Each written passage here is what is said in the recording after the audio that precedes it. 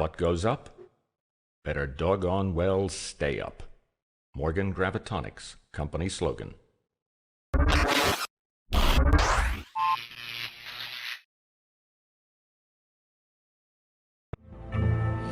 Earth 2060. A small group of colonists leaves the ravages of Earth for a distant planet orbiting Alpha Centauri's primary star. Their ship, the United Nations starship Unity, carries them on their journey to a new world and a new hope for humankind. Along the way, a reactor malfunction damages the Unity, precipitating a crisis among the ship's 7 most powerful leaders. As they enter the Alpha Centauri system, the crew splits into 7 distinct factions, divided not by nationality, but by ideology and their vision for the new world. After the ship breaks apart, the 7 leaders guide their chosen crew down to the surface of planet, seeking their destiny beneath an alien sky. 3 years after the release of Civilization II, the long-awaited successor to Sid Meier's classic 4X series took a little bit of a divergence. Well, I guess a 4 light-year divergence, as Alpha Centauri appeared in February of 1999.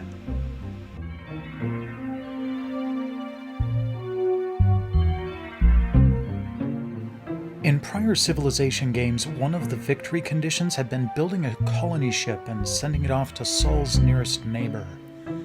When the decision was made to create a title that would chart the future history of humanity, that thread was teased out and formed into the destination for Earth's first interstellar pioneers.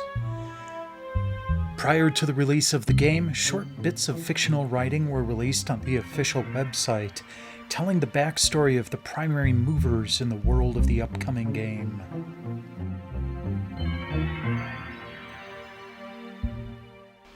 Rather than different ethnic groups, the new title would be more blended, though now separated by ideology and social goals.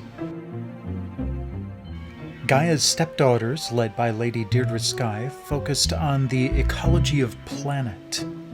The human hive, led by Chairman Shen-Chi Yang, pursued a communal lifestyle. Prokhor Zakharov leads the university faction focused on scientific advancement. Nwabudike Morgan is the CEO of Morgan Industries, dedicated to economic pursuits. The Spartan Federation's Corazon Santiago leads a militaristic group. Sister Miriam Godwinson leads the Lord's Believers, who focus on the spiritual realm, and Commissioner Pravin Lal leads the remnants of the UN Peacekeepers. My personal favorite tends to be the University faction for its accelerated research benefits. The substructure of the universe regresses infinitely toward smaller and smaller components. Behind atoms we find electrons, and behind electrons quarks. Each layer unraveled reveals new secrets, but also new mysteries. Academician Prokhor Zakharov, for I have tasted the fruit. If you're familiar with the Civ games but not Alpha Cent, then you might recognize some of the innovations here, as this title spawned a bunch of gameplay mechanics that would make their way back into the main series. My personal favorite is National Borders. Yeah, it sounds like a small thing, but it was always so frustrating in the prior games when competing civs would just waltz right through your lands, settling and disrupting until you had barriers of units in place. In Alpha Centauri, your borders extend a certain distance from your colonies, and on the rare occasion an opponent wanders into your realm, you can demand their removal through diplomatic channels.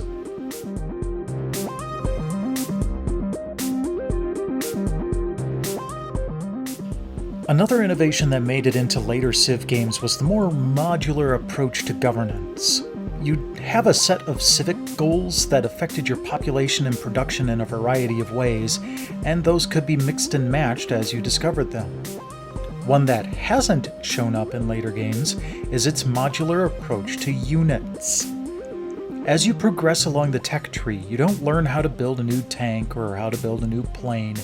You learn how to build new weapons, new armor, or new power plants. Then you're able to build unique units based on the tech you've discovered. Want to throw a colony pod on a ship? Go for it! Now you have an oceanic colony.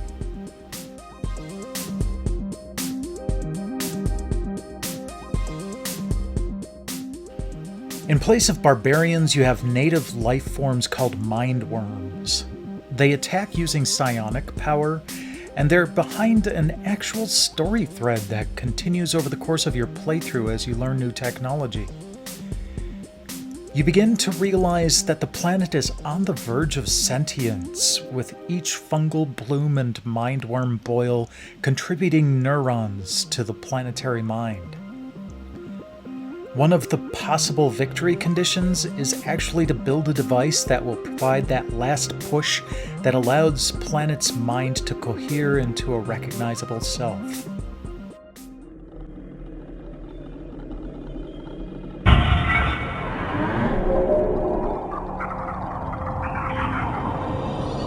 No longer mere Earth beings and planet beings are we, but bright children of the stars. And together we shall dance in and out of 10 billion years, celebrating the gift of consciousness until the stars themselves grow cold and weary and our thoughts turn again to the beginning.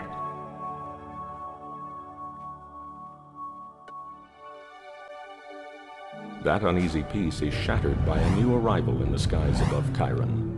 2 scout ships from different factions of a far-flung alien race arrive, seeking the location of a lost nexus of energy. Roughly a year later, an expansion called Alien Crossfire was released, adding new tech, 7 new factions, including 2 alien factions, referred to as Manifold Usurpers and Manifold Caretakers, and a new storyline regarding the planet's blooming intelligence. Nowadays, both titles are easily found as a single planetary pack on GOG.com.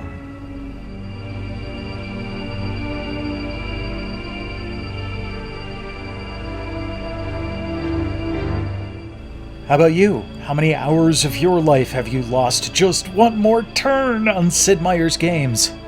Let me know here in the comments below or on Twitter at TesseractUnfold. Meanwhile, please like, subscribe, spread the word, and I'll catch you again next week.